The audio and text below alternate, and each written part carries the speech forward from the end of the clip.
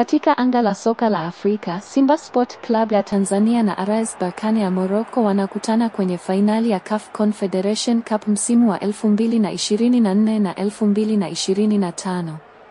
Huu si mpambano wa kawaida, ni vita ya hadhi, uzoefu na kiu ya ushindi.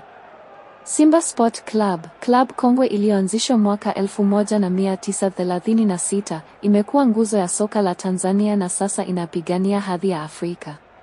Wakati huo huo, RS Berkane ya Morocco wamejijengea jina kama wakali wa CAF Confederation Cup, wakiwa wameshinda mara mbili 2020 na 2022.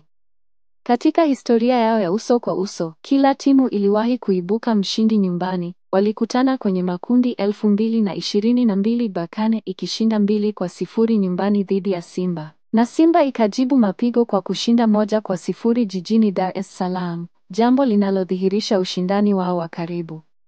Lakini pia kuna tofauti kubwa katika thamani ya vikosi vyao. RS Berkane wana kikosi chenye thamani ya takribani dola milioni 12, wakiongozwa na wachezaji wenye uzoefu mkubwa barani Afrika. Simba Sport Club, kwa upande mwingine, wana kikosi chenye thamani ya takribani dola milioni 16, lakini wamekuwa na maonyesho ya kusisimua na ushindi wa kishujaa, wakithibitisha kuwa dhamira na uzalendo vinaweza kushinda dau kubwa. Berkane waliitoa CS Constantine kwa mabao 4-1, huku Simba wakishinda dhidi ya Stellenbosch FC kwa jumla ya bao 1-0. Tarehe 17 na 25 Mei, historia mpya itaandikwa.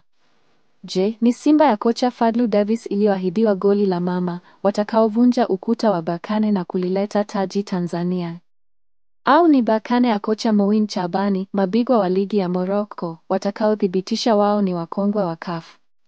Ni zaidi ya fainali, ni pambano la dhamira dhidi ya uzoefu, ndoto dhidi ya historia. Afrika inatazama.